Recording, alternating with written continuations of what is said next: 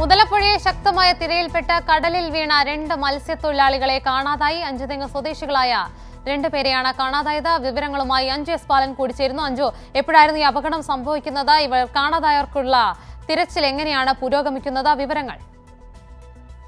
കുറച്ചു നേരം മുമ്പാണ് ഈ മുതലപ്പുഴി ഭാഗത്ത് മത്സ്യബന്ധനത്തിന് പോയ വള്ളം മറിഞ്ഞ് 2 മത്സ്യത്തൊഴിലാളികൾ കടലിലേക്ക് വീഴുന്ന ഒരു സ്ഥിതി ഉണ്ടായത്. ഇവരെ ഇതുവരെ രക്ഷപ്പെടുത്താനായിട്ടില്ല. ഈ ശക്തമായ മഴയും ഉണ്ട്, അതുപോലെ തന്നെ വെളിച്ചക്കുറവും വലിയൊരു പ്രതിസന്ധിയാകുന്നുണ്ട്.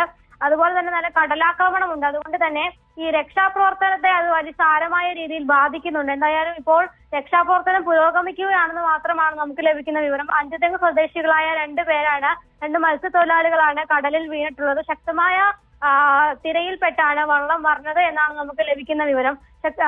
ഇന്നലെ തന്നെ ഈ മത്സ്യബന്ധനത്തിന് നിരോധനം ഏർപ്പെടുത്തിയിരുന്നു. അതായത് കേരള, കർണാടക, ലക്ഷദ്വീപ് തീരങ്ങളിൽ മത്സ്യബന്ധനത്തിന് പോകരുതെന്നൊരു നിർദ്ദേശമുണ്ടായിരുന്നു. പക്ഷെ നിലവിൽ എന്തായാലും ഈ മുതലപ്പുഴി ഭാഗത്താണ് ഒരു വള്ളം മറിഞ്ഞതായുള്ള വാർത്ത ലഭിച്ചിരിക്കുന്നത്. 2 പേരെ കണ്ടെത്താനും വേണ്ടി ഇവർക്കായിട്ടുള്ള രക്ഷാപ്രവർത്തനം പുരോഗമിക്കുകയാണ്. ഉമ.